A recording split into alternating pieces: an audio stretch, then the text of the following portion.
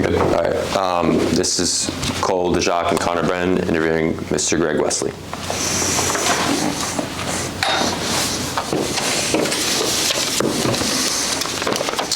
All right. To start us off here, this building we're in today, it's had many uses throughout Milwaukee's history. You guys recently renovated it and made it your new home. Can you talk a little about the history of that and also how you have kept that history going through the renovation? Sure. Thank you for the question, Connor. An honor to get a chance to chat with you and Cole about the building and me and the Greater Milwaukee Foundation.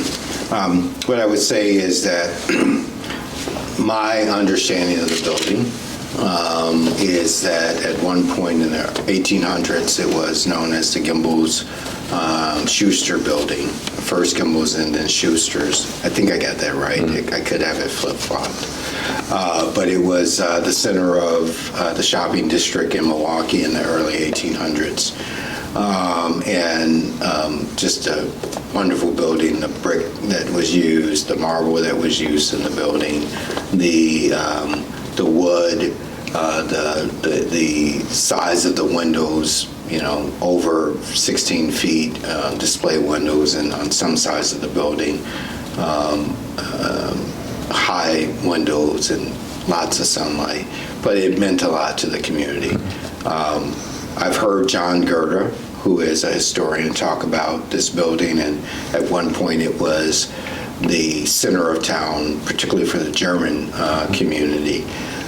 So much German, I heard him say that they would put signs in the windows saying that they spoke English. I heard him say that at a Milwaukee Public Library Foundation event. And then over time, it became the center of this area became the center of town for predominantly the African American community and was known as Bronzeville. The building eventually closed as a shopping center or shopping store, but it was a well-known shopping store, and it means a lot to so many different people in Milwaukee. If you go talk to anybody that likes historic buildings and you ask them about the Gimbles Schoosters building on MLK, they talk about the first job they got here. Their grandparents brought them here to shop and buy some significant piece of clothing or artifact. So when they met their spouse here, it just has this long, deep history in Milwaukee. When I got to Milwaukee in 1997, though, the building was not open to the public. Little did I know, it was being used as a dry storage warehouse, and it was owned by a local developer who had purchased the building and had some ideas for what he wanted to do with the building, but they weren't able to really bring it to fruition. But that previous owner did a couple of things very important. He preserved the building by wrapping it, the top of the building, in aluminum siding, and the bottom of the building with this fake facade on the outside, brick facade and stucco facade. 400,000 square foot building with this wrapped on it, and then kept it at a temperature somewhere in the 50s that allowed for the building to be preserved, but was using it as a dry storage warehouse. Eventually, in about 2018, 2019, the Greater Milwaukee Foundation and Rural Capital, which is a developer, the developer of the building, and the Medical College of Wisconsin came together to repurpose the building and repurposed it where the foundation, which I lead as the president and CEO, would be an anchor tenant with its offices on the fourth floor of the building. The Medical College of Wisconsin would be an anchor tenant as well, both of us making generational commitments from an anchor institution capacity, would be on the second and third floor with its various centers and institutes that had a community engaged focus. And then we would have open public space on the first floor with strategic, smaller tenants that fit the pillars of us coming to work together, called the Thrive On Collaboration. And we ended up renovating the building and have restored it to some of its previous glory. And it's a unique project from the standpoint it's a historic restoration of this iconic building here in Milwaukee, and have made it our own. But we've honored community by bringing a food vendor into the area that has an employment focus on it. The area, when we first identified it, wasn't a food desert, and we've been able to contribute to changing that. That fact. We're not the only reason it's no longer a food desert, but we are a contributor to putting it back in the right place. We have a health and wellness component in the building with a blood donation center called Versity, bringing the opportunity for volunteerism and education around the importance of blood donation. And then we also have a job focus on the first floor with an employer called JobWorks MKE, and they're focused on helping people identify barriers to employment and removing those barriers to employment, and then getting them family-sustaining work that is a contributor to the community. And then we have a early childhood education provider on the first floor as well that can serve up to 78 children, high quality early childhood care that's really, really critical to helping to move the needle on some of the educational outcomes in this community. We have garnered a lot of community pride. We're just kind of getting started, if we're really focused on the current time. But we believe it's going to be a fantastic addition to the community over a long period of time. And it's what we call a uniter of people, because the building itself sits at the intersection of three different neighborhoods, historic neighborhoods here. The Harambe neighborhood that's to the north of the building, but it's the southern portion of Harambe. Another part of the building sits to the west, and there's the neighborhood there is Halyard Park, and that has a long history of how it was developed. And to the east is the southern portion, the northern portion, I always get it wrong, the northern portion of Brewers Hill, which has gone through I kind of call it a renovation, and that's not the right term, but revival. That's right. Thank you for that word. The revival, I would say, started a little bit closer to the southern part of Brewers Hill, and is now extending its way to the northern part of Brewers Hill, which has a long history, particularly the architecture of the homes. A lot of nice, cottages and unique architecture, close proximity to downtown. So we are the largest building that sits at the intersection of the three neighborhoods, and the ability to repurpose it, bring commercial operations, the foundation's offices, serves as a community convening space, has been a game changer for a lot of us. You talked about the Bronzeville neighborhood that used to be such a vibrant, amazing community that was just decimated when the freeway was cutting through it. That's right. Are you guys doing any other work to kind of revamp the neighborhood in a way? So we definitely want to be a contributor. When you do this kind of what we call neighborhood and community work, you have to be careful in making sure that you have the voice of the people who have been in this area for a long time, even when it was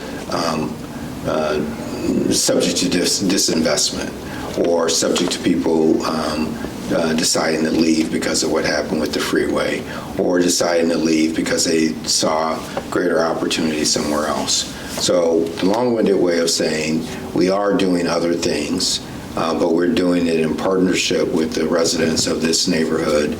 The neighborhood associations in particular are vital voices, but some examples of the things we're doing, because we've injected a significant amount of capital into this area, we were mindful of displacement of longtime residents because of the impact that it could have on their property taxes. So we created an anti-displacement. Well, we didn't create it. We're supporters and funders of an anti-displacement fund that members in this area and also other parts of the city can attempt to access if they meet certain criteria, so that they don't end up losing their homes that they've been in for a long time because we've come into the neighborhood. Another thing that the foundation is doing is we have a impact investing arm that does what it was called program-related investments, and we've done a lot of small business lending with a focus around food and beverage, and we've lent to a number of providers that were interested in coming to the area in order to increase some more vibrancy, and also some that were already here that were looking for capital to, keep going, or finding some alternative forms of capital that can help them to either invest in brick and mortar, help with some back office aspects, or help with staffing, depending on the need. But those are some examples. And also we are inviting community residents in so that they can see what we're doing and find ways to partner with those tenants that I just talked about, the Malakas of the world, Kinship Cafe, which is the food provider, the Diversities of the world, the Job Works of the world. And we have some more plans to do a lot more.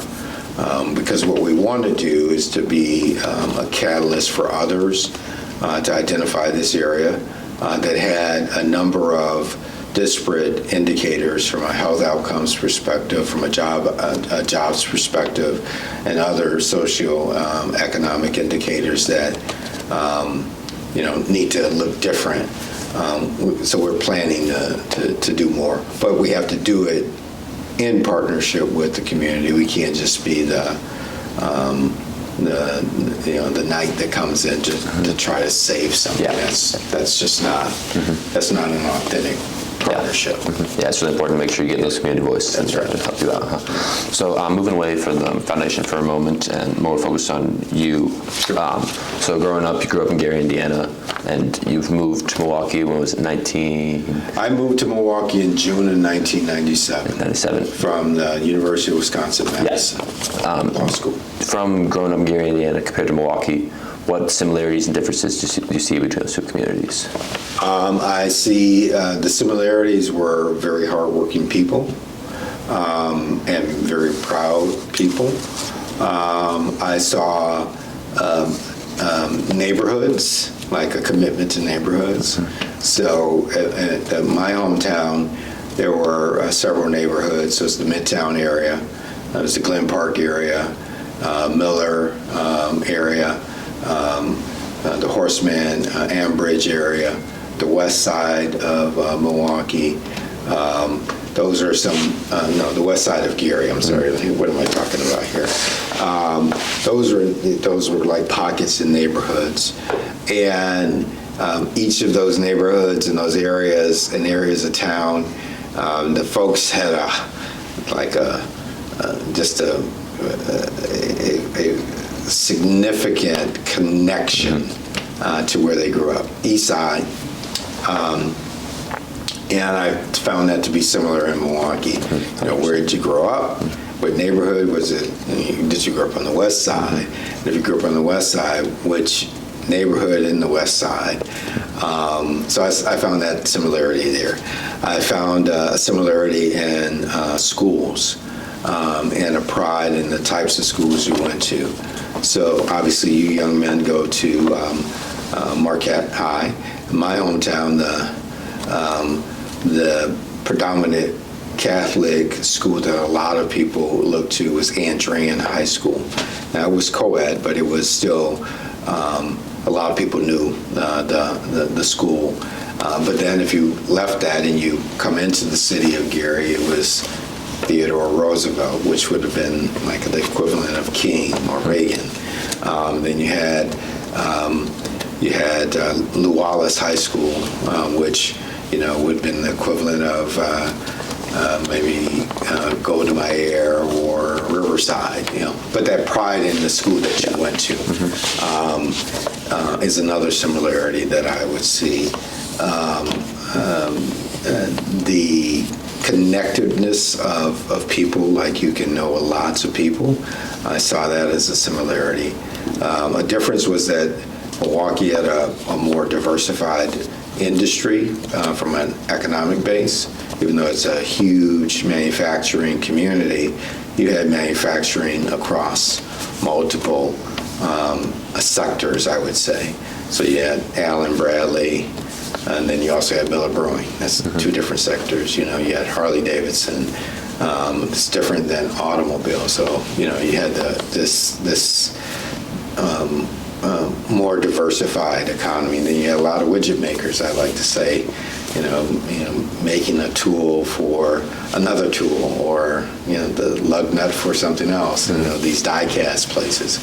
So you had a lot more variety from a manufacturing base than we did, because mostly where I came from was steel.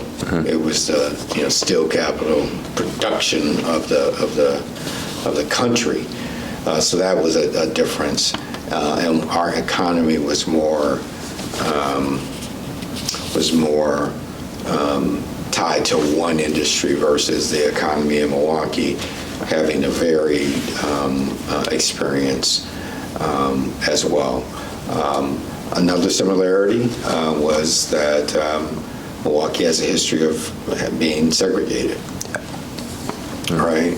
And in my community, initially people were similarly segregated to parts of town. I don't think that's any different than any other urban community, unfortunately, right? Is the reality. So I saw that similarity. But I would say that my community struggled with recognizing that the differences that exist in people doesn't mean that they should be your complete dividers, and you have to find commonality because the size of your community doesn't allow you to not find commonality, because if you don't, you end up going backwards. And the economy, the drug epidemic, the inability to tackle some of its issues around race led to a hollowing out to a certain perspective in my community that I have been informed by as a young man, that I want to have a different story for Milwaukee. And not just, I can't do it by myself, but I can be a contributor to saying, let's deal with our issues. Let's honestly find ways to find commonality, and not in a Pollyannish, pie in the sky kind of way, but a real way to say, we care about this community, and how do we find paths forward? How do we ensure that there's jobs for folks who want to, that are here, that want to, remain here? How do we find ways to improve our educational outcomes and not have such great disparities that exist? Because if your workforce or your population isn't educated, you're not going to move forward as a community. How do we identify what are the community projects or efforts that are going to create a sense of identity for this region. Those are the things that we need to be thinking about that, unfortunately my hometown struggled to grapple with. I mean, if you meet anybody from my hometown, they're particularly of my genre. That means I'm old, or older. And people like my parents and their parents before them, they had a huge civic pride. Milwaukee has a substantial civic pride as well. But we need to work on that even more. Yeah, 100%. So during your time in Milwaukee, what modes of transportation did you primarily use? You said you grew up in that small apartment. Did you have a car at that point? Oh, yeah. So when I got here, I've always been it's always been a car. I had a beater, I like to call it. I bought a Saab 900. I don't remember the year of the make, but I bought it when I was in my second year in undergrad. I like to tell this story a lot, so bear with me, all right? Yeah. It was a Saab 900, and I lived in an apartment off campus. It was a roommate-friendly apartment. It was a little bit further from campus. And I'm not sure why we moved that far out, because we didn't have a car at that time. Neither one of us did. We caught the bus onto campus. And even though it was an easy kind of bus ride, but still, I'm not sure why we did that. Maybe it was for the money, I don't know. But this gentleman owned two cars. He owned a Mazda 525. And he owned a Saab 900. And he decided he was going to try to sell both of them. He's a graduate student. During this time, there was no social media. The way you got information was on bulletin boards. One day I'm doing my laundry in the laundry room, and I look on the bulletin board for just information. And I see him, saying, here's a picture of the car, here's how much it cost, and if you're interested, give me a call. And I want to say the Mazda was $7,500, and I want to say the Saab was $5,500. I didn't have that money. So, but I kept my eye on this car forever. I wanted the Saab.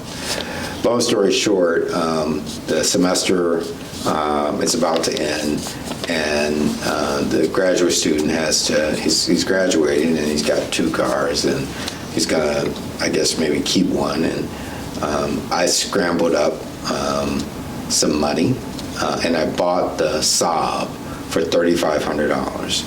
Really, the guy had to get rid of the car. He couldn't have two cars.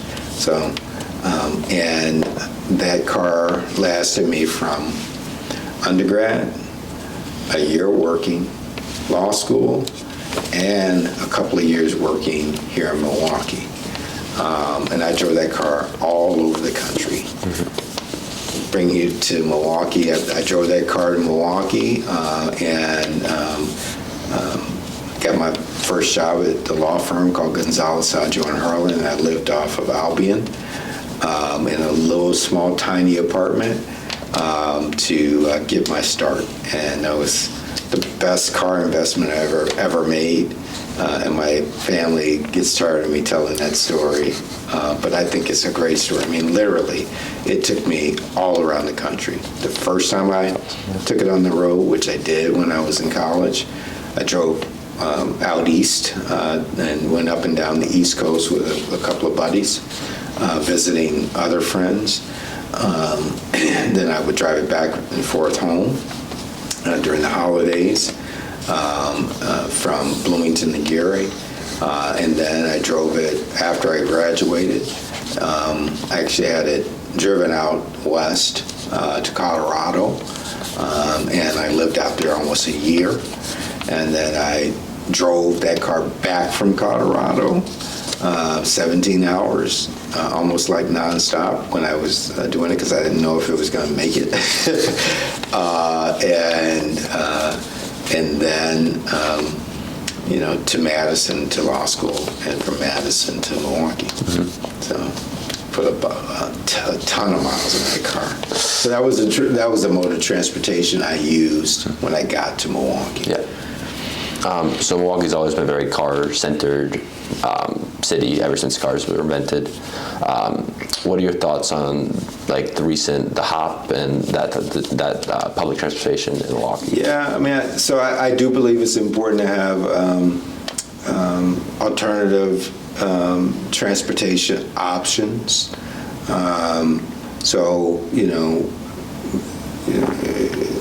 This would be controversial, but there's some way somehow I'd love to see a train from Milwaukee to Madison. Yeah. To connect those economies and to connect the populations in a way that doesn't harm the viability of what goes on in what I call the Lake Country area, the western suburbs of the area of Waukesha County. There's some vibrancy there as well. You don't want to destroy it, but I'd love to see a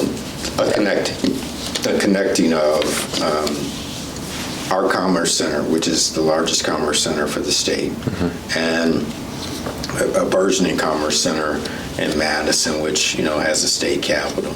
You look at places that are thriving; they connect their economic centers more effectively. Yeah.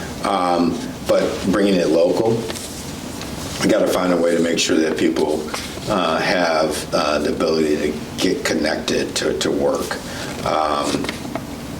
whether that's via bus or other alternatives. So whatever those modes of transportation are, it's going to be affordable, accessible, and help people to get connected to work and play if they want. I'm a big proponent of. As it relates to the HOP, I'm on the record of being somebody that was supportive of the streetcar being invested in because it, I think, creates, stops. And there's this idea, they call them transit-oriented development. And like if on the corner of a place where trains or modes of transportation stop, you see these development nodes, right? And if we can have more of those development nodes, I think that's good for our city. And I'm also not a believer of rejecting investment federally. As a general rule, I know some have a different perspective, but I think it's important for us to get our fair share of tax dollars reinvested back into Milwaukee. That's going to be used in a way that keeps us a vibrant place. Others figure out a way to do it without losing their voice or their independence. And I'd like us to figure that out too. All right.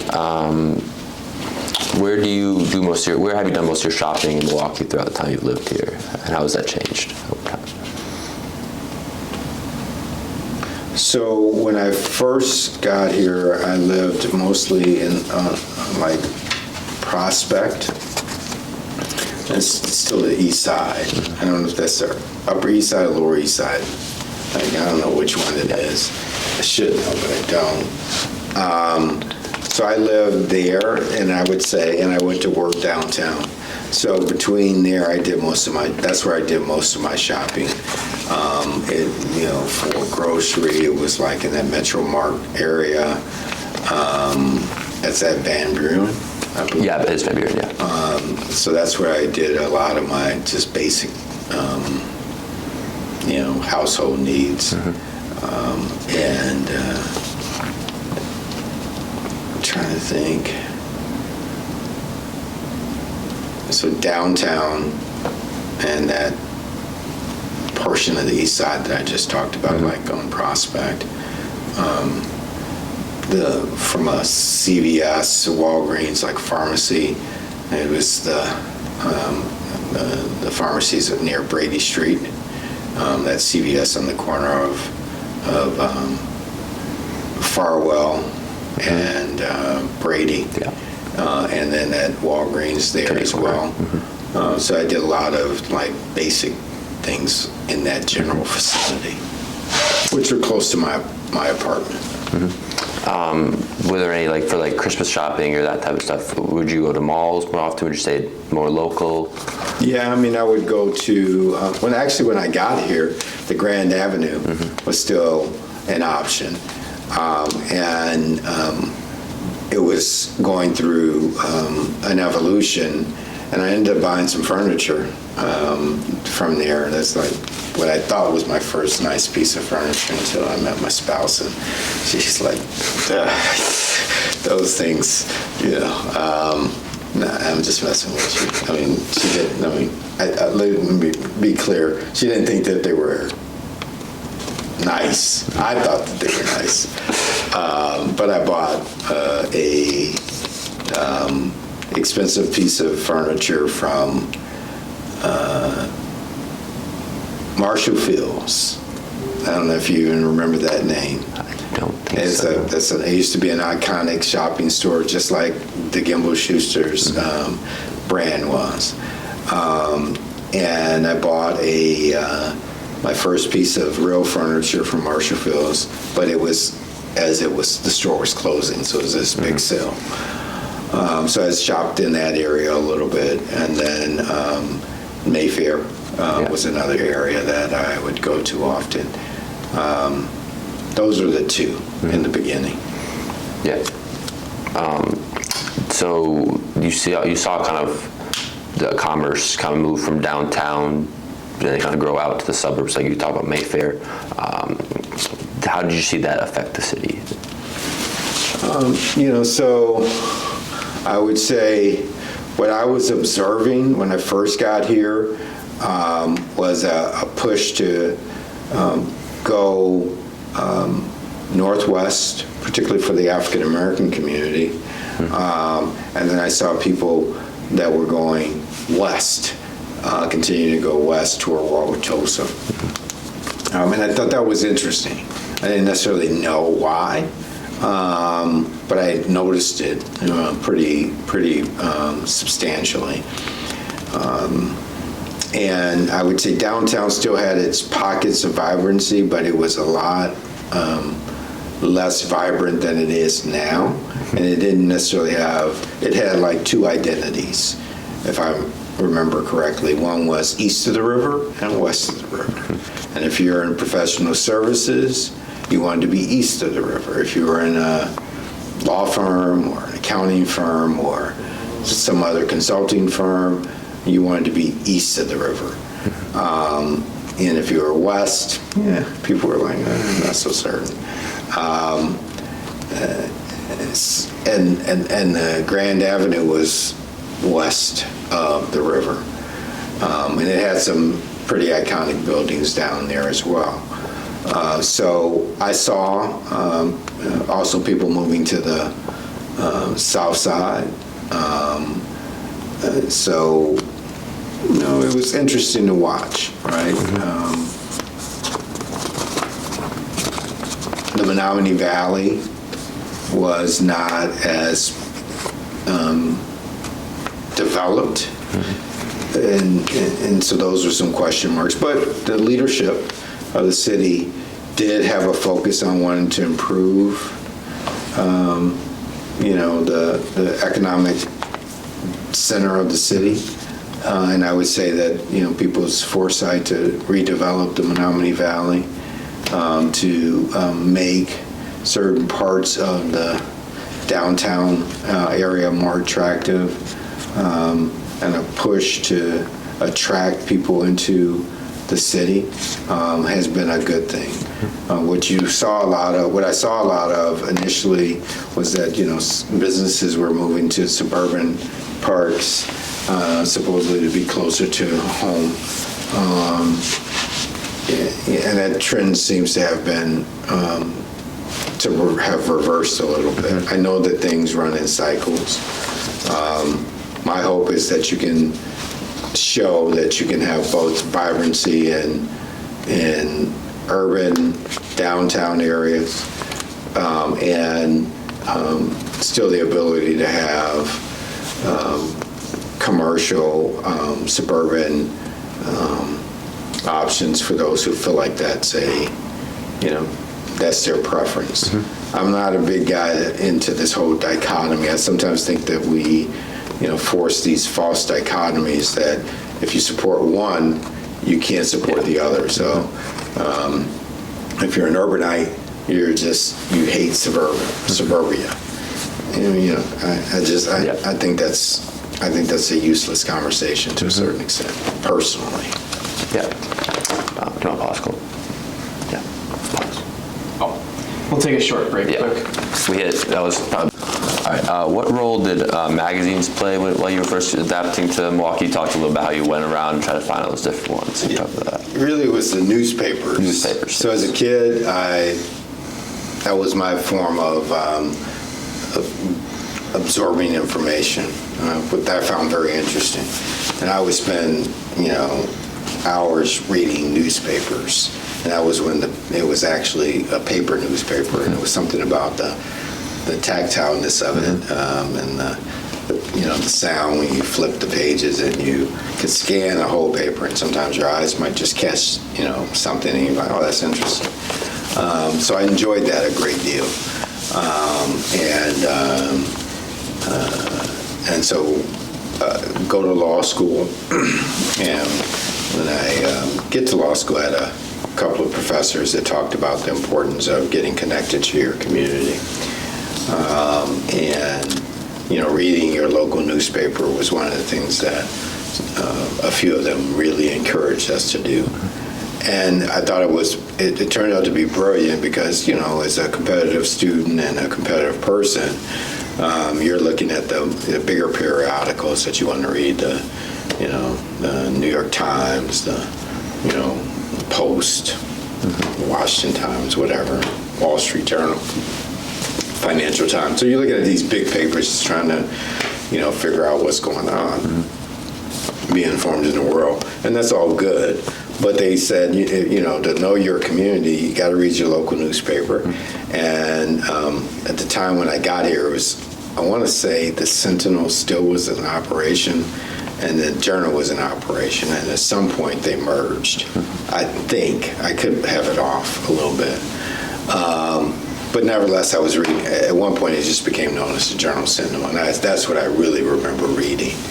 But I took it a step further because I wasn't from here, and I wanted to know about neighborhoods, and I had a few people that were my mentors and sponsors from a professional development standpoint. I started learning about the neighborhoods. I started learning about different community members. And there were just a ton of these newspaper stands in different neighborhoods. And if I was in that area, I'd grab that paper and I'd read it. And then you get to know what's going on in that neighborhood. Or you could read papers that were targeting particular ethnic groups, like the Milwaukee Times, the Milwaukee Journal, the Conquistador used to be in existence. There were a number of smaller newspapers. Shepherd Express, I think, is one that was in existence. And I would read all of them. And then I got to I learned about this person, or I learned about that person. I learned about something that's going on in this neighborhood. And that absorption of information gave me a different perspective. Some people was like, well, why do you care about that neighborhood block party that's happening, or that neighborhood festival. But boy, did it give me, just an interesting perspective. And then I got to know people. So if I had a mentor who's since become a great friend of mine, Marvin Pratt. He was an automatic leader, I think, in the 1st District. And he went on to have a really storied career. He acted as the mayor of the city after John Norquist resigned. He served as active county executive at one point as well. Just a great guy. I got to know his neighborhood, and I would find, outlets of information. Go to a gas station and they had this magazine. Yeah. Those things were real helpful to me to know, who were, leaders of particular areas of a community. Did you have a specific issue or newspaper that was your favorite growing up, or in your early years in Milwaukee? No, I didn't. I just like to, grab them and read them, and, you just absorb them, and, what you find interesting. But no, there was nothing that I was like, oh, yeah, that's the one I got to get. It was more for, information purposes. And for me, the way I absorbed information and what I found interesting when you read is I like things that are more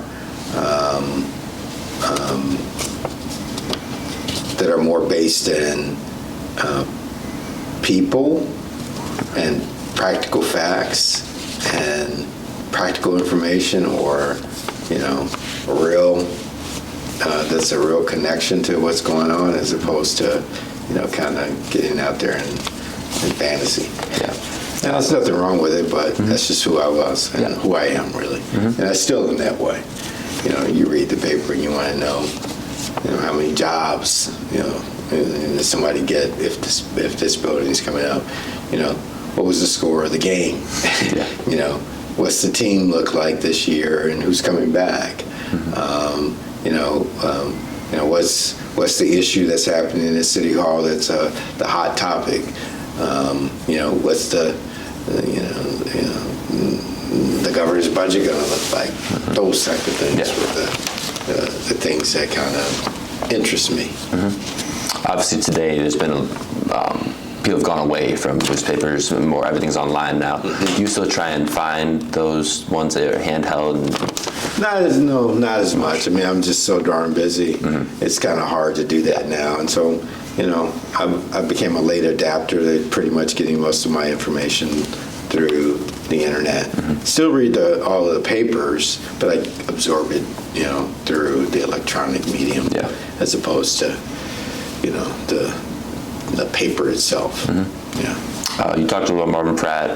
Talk about how he helped you adapt to the city, and how you any work you did in his campaigns as well. Sure. How he helped me adapt to the city. I was a relatively brand new lawyer, and one of the things that I was taking to heart is learning the local community. Right. So I was at a smaller law firm, and one of the law partners, if I have this correctly, decided he was going to do a fundraiser for him. And I believe Marvin was the chair of the finance committee. And we organized a fundraiser like a lot of people organize fundraisers for people. And I went to that fundraiser and I met him. I met him during the planning of it, and we just hit it off. He was older than I was, and I think he saw that I had some ambition and some talent. And I remember him kind of inviting me to essentially shadow him. And I was like, sometimes you got to be careful in the political world of who you shadow, because they are. If they go off track and you are known to be a supporter of theirs, it can kind of derail you too, particularly if you don't have your own independent reputation. And at the time, I did not. But I'll tell you, Connor and Cole, I am not sure why he was such a kind soul to me, but he was. But he was a politician too. I mean, and he was, strong at what he did. But I would say he was a kind soul, and he made it a point to just introduce me to people. And he told me, anytime you want to shout at me, you let me know. And I took him up on that, and I got to know lots of people. And I say this all the time. He never asked me for anything in return. So it wasn't this, quid pro quo kind of scenario. Now people did know me, associate me with him, but he was just he was a connector. He was a person that opened the door. He was a sponsor for me to meet people. And what I made a commitment to do, because he was kind enough to do that for me, is to try to always show up in the right way, because he had done me a favor with I like to call it a kid who was just trying to find his way. It was just great. It was great. He was, we ultimately became colleagues, and, but I credit him being kind enough to introduce me to people that helped me to find opportunities that I could take advantage of as a lawyer that was trying to develop a practice. Mm-hmm. Do you can you speak to any specific works you did as mayor, or anything you helped him with anyway? So it was a short period of time when he was the mayor, but I served on his political campaign when he ran, and I helped move his campaign forward. And I think his campaign helped the city grapple with some fears, because he was the first African American to sit in the mayor's seat. Mm-hmm. And you probably both know that mayors that are elected in Milwaukee stick around a long time, mm-hmm. right? They don't throw mayors away. Nope. And so, when I got here, people talked about Breyer, and then from Breyer it went to Norquist, and then from Norquist, Marvin was the acting mayor in that time frame, and then it went to Barret. Mm-hmm. And then if I recall correctly, is it Zeidler at one point? Zeidler, yeah, Frank Zeidler was up until 60, I believe, okay. And then it was mayor after that. Yeah. So you see that they stick around a long time, and the city had to kind of grapple with having an African American sitting mm-hmm. in the seat of power, and that was an eye-opening lesson for me as I worked on that campaign very, very closely. So that would be one thing I would point to. I would say that I think it also helped people become comfortable and or less fearful that the city was going to go to, what language can I use here? You can, whatever you want. Yeah, to hell in a handbasket. And that the city wouldn't the streets would still get cleaned, and mm-hmm. the snow would still get shoveled, and city services would still continue, and that City Hall wouldn't become an absolute cesspool of corruption. Those were some fears that I think people had, and I think Marvin was able to first. He had to go through some things, and his family had to go through some things to, get to a place where he is, I think, really well respected because he broke some barriers. Mm-hmm. And I got to witness that. I got to be a part of it. I got to to learn, and that I'm forever grateful of. So that's what I would point to, and I think it has allowed for, after Tom left the mayor's office, and folks like the current Mayor Cavalier decided to run, that people could wrap their arms around it and say, yeah, it's time, and and being more inclusive as to what the elected leaders look like in this community, and not segmenting them just by certain neighborhoods, is I think Cavalier's a beneficiary of it in a positive way, because he's represented the city well, with demonstrating that it's all of Milwaukee that's important. Yeah. Moving on to the next mayor, Tom Barret. How were you active in his campaigns as well, and how did he kind of help you? Yeah, I mean, I was not. I mean, this is an interesting thing. I was not, because what ended up happening is Tom had run for governor, I think, a couple of times, at least once. Yeah. Wasn't successful. And then, and I might have it wrong here, guys, but at one point, I don't think Tom was he had come from Congress. He had been out in Congress, represented the district in the area well, decided to run for governor, ran for governor, wasn't successful. And then at some point he decided he was going to run for mayor, and Marvin was also serving as acting mayor. So they ended up in the campaign, they were opposite of each other. And that's how I met your father, really, because he was working on Tom's campaign. So I was a little bit like persona non grata for a little while with the people that were close to Barret. And what I learned from that, though, is how you carry yourself and who you are matters, and what you bring to the table matters.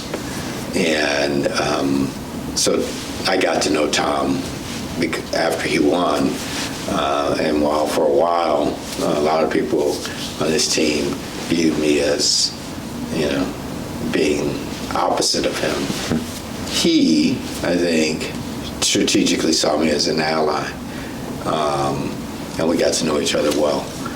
And people like your father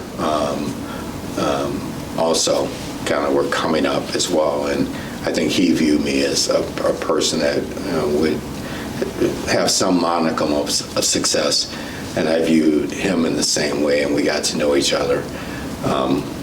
There was a magazine that came out, the Milwaukee magazine, I don't know how many years ago, and they had 35 under 35 future leaders of the city, and we were on it together. And it's interesting to see that how these folks identified people, because I don't know how they identified them, and a number of them went on to have leadership responsibilities in the community.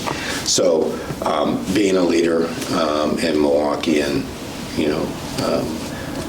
being active in a variety of different things like Summerfest, in particular, like the baseball park district, like the Medical College of Wisconsin, with some board appointments. I got to know the mayor really well, and found ways to support efforts that he was advancing, like the HOP, like the streetcar in particular. He asked me to work on an effort called Milwaukee United, and it was about having a plan for downtown, a more cohesive plan for downtown, because there were like these episodic things that would happen, and there was some division about who was supporting certain things that was effectively holding the city back from being all it could be. And he wanted me and a few others to lead that effort, and we did. So that's one example. You talked about Summerfest. Do you have any specific like time you went there and like this experience that you had that you really enjoyed at Summerfest? Or I feel everyone does. So I'm a trustee of Summerfest and have been a trustee for a long time. I'll take it back to Marvin Pratt. He was actually, when I was a young lawyer, he appointed me to that board as a representative. So the way it used to, actually the way it still works, is because the festival is on public grounds, and technically the landlord is the Harbor Commission, and it was a vision of Mayor Meyer to have the festival. The mayor gets an appointment to the board. The Common Council president gets an appointment to the board, and the county executive gets an appointment to the board. I think that's right. And then there's some ethnic seats, and then there's some at-large seats. I got appointed to the board, and it was considered to be like a plum assignment. I got appointed by Marvin, and I was a young guy. And I walk in this room with all these city, movers and shakers, and that was like my first introduction to kind of how things work in this town, to a certain extent, not completely. And it was fascinating to watch because there was a transition from one prominent leader, her name was Bo Black, to another leader that has been around for a long time, just recently retired, Don Smiley. And now Don just left about a year ago. And so I came in at a time of change. And it was fascinating to watch, a little controversial, and political. So it was interesting to watch kind of how things shaped out. But what I did when Marvin appointed me to the board as a political appointee, you serve at the pleasure of, and it's usually annually. And I began to look around the room, and I would say, well, most of the folks are not political appointees. There was a little tension between the political appointees and the more at-large representatives, because the previous mayor, Norquist, I wouldn't say he was anti-Summerfest, but he didn't embrace the cultural asset that it was. It was always a little bit of a friction between Summerfest and City Hall. So I tried to figure out, like, I like this place, so should I be looking for a seat as an at-large member? And I eyed that for a little while, and then somebody said, I think you should consider being an at-large member. And I was invited to be an at-large member, and I've been involved ever since. And it's been great. So it helped my career in that capacity, and I contributed as well. So it's not like one of these scenarios in which, I get something out of it. I'm actually giving more than I get out of it personally. So that's one from a professional standpoint. Then just from a pure fun standpoint, I've been to a few concerts there that were just, fantastic. Several concerts that have been fantastic. But I would say the best concert, most entertaining concert that I saw there was a Kanye West concert. And this is when Kanye was just kind of developing. And he came to at the time it was called the Marcus Amphitheater. Now it's called the American Family Amphitheater. And he put on a show with ballet dancers and like an orchestra, but it was all hip hop music. And it was a fantastic show. I mean, he's, got, people dancing ballet to the music, and it was a great show. I remember my wife and I went, and she enjoyed the show too, and she listens to some hip hop, but she's not listened to the hip hop quite like I do, and she really liked the show. It was just a creative show that was so great. And then I remember seeing Outkast there. They came, they reunited. That was a fantastic show. So those are two of my personal memories of shows that I've seen that from a recency standpoint I can recall. I'm sure there are a bunch of others, but those two stand out because they were just fantastic. Saw Stevie Wonder there as well. That was a cool show. I've seen,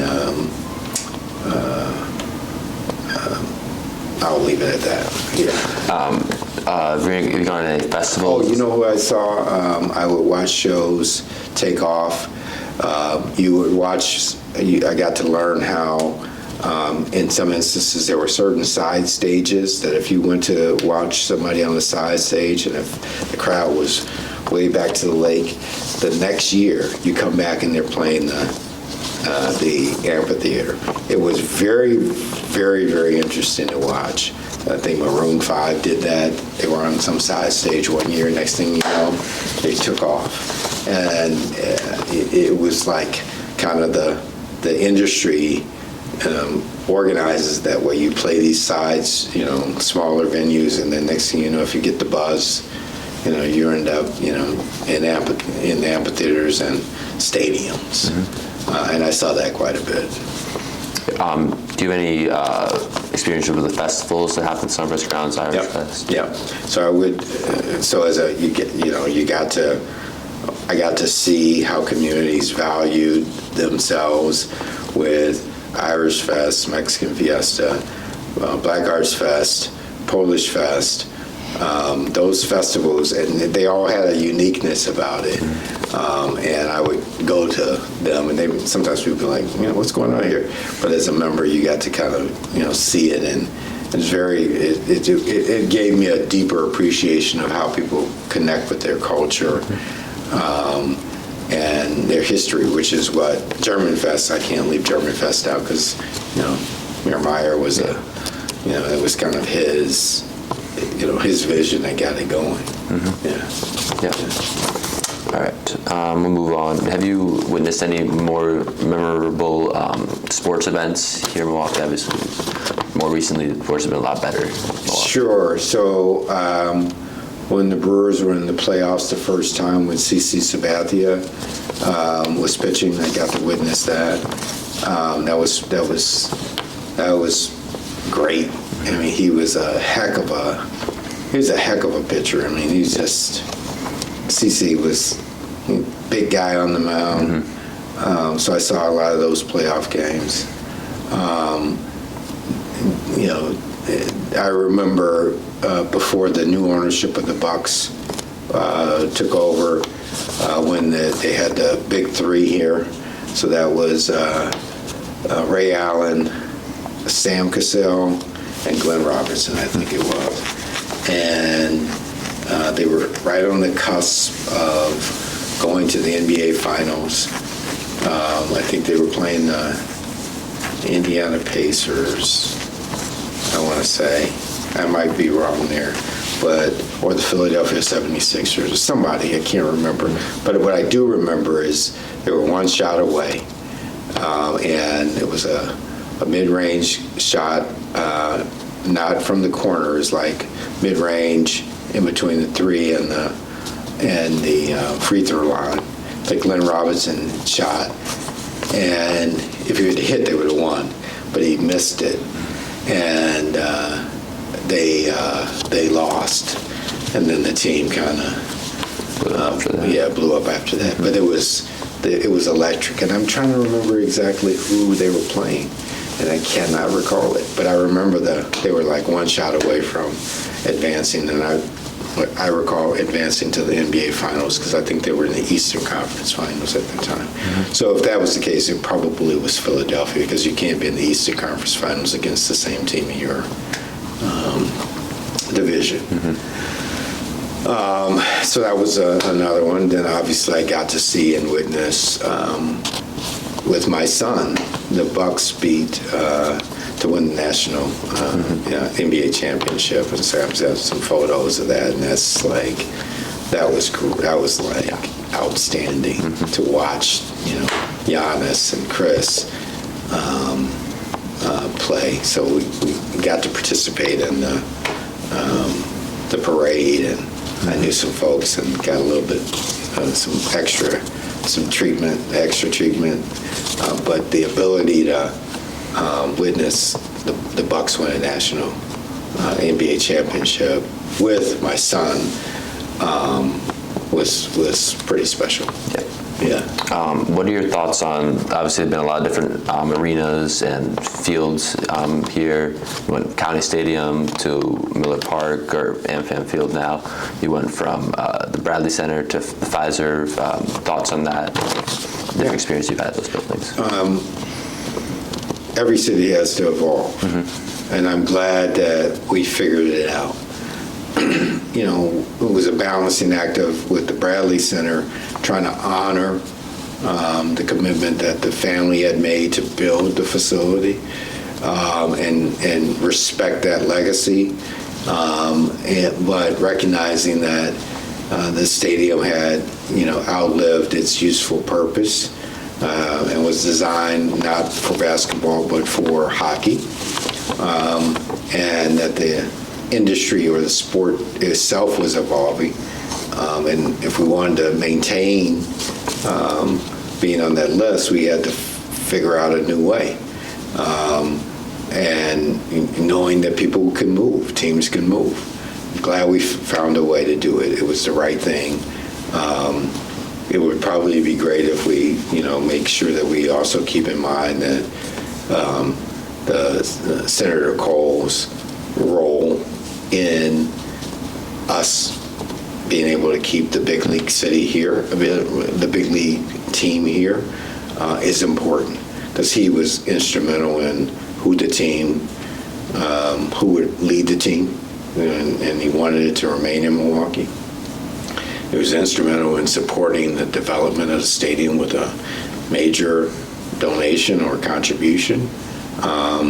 And he had this pride about the importance of our region, being a former owner, that we've benefited from. So that connectiveness, that history mattered to him, the people mattered to him.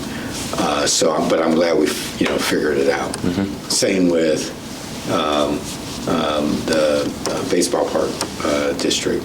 It was the right thing to do to keep the Brewers here, and people had to be creative about how to make it work, and ultimately they were, which led to the Brewers beginning to win more, and go on to and be competitive, and for the most part, they remain competitive as a team, and I think those things matter, and leadership matters on that, because at the time the governor was Tommy Thompson Wright, and he stayed true to what he wanted to do around local approvals, and he pushed those local approvals forward, and some people had to pay a price politically because of the way the district was set up.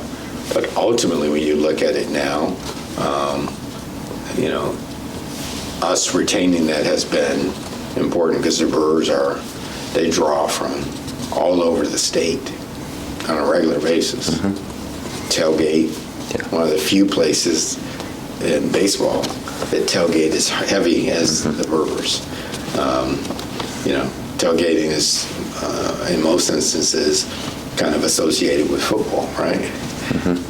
We here in Milwaukee tailgate hard with baseball, and I think that social connection brings people more close together. So both of those I've seen evolve, and they were the right things to do. You talked a little about Senator Herb Kohl. Obviously, with his recent passing, I think it'd be doing a disservice to him to not talk more about him. What work did you see him do in our community and the state as a whole? So first in Congress, he always had this pride. He was obviously, he was I kind of call it, he had this way with people, right? So they knew he was this incredibly successful, wealthy person, but they didn't look at him for his wealth. They looked at him because they felt like he cared about the state.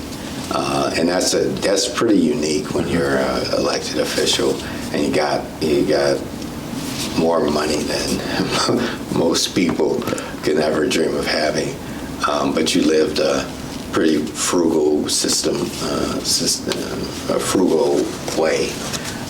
So I think that he embodied the spirit of the people of Wisconsin.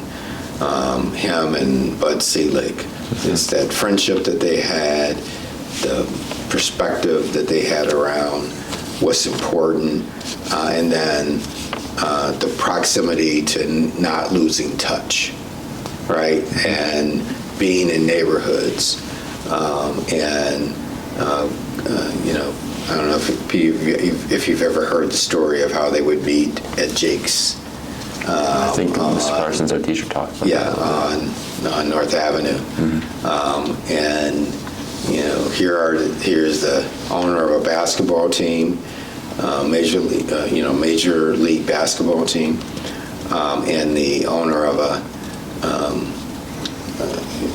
the Brewers at one point, then commissioner of baseball, sitting in this little deli in the middle of a neighborhood that had become a little tougher over time, and nobody is making a big deal of it. Nobody's making a big fuss of it. Nobody's bothering them, and they did that forever. Think about the modeling of that and what that meant, because they were close to what was going on in community, and I think that's Milwaukee. Yeah. You don't want to be too removed from but every day, and the pulse of people, even if you have more resources. You don't become tone deaf to that. It could be a lot different for you. So you want to maintain that connection. You want to help others to find their path forward. So that would be one thing I would say about the senator. And then I just think he the foresight he had around how he wanted the Bucks to look. Also, I think his support of the University of Wisconsin, Madison, was phenomenal with the Kohl Center.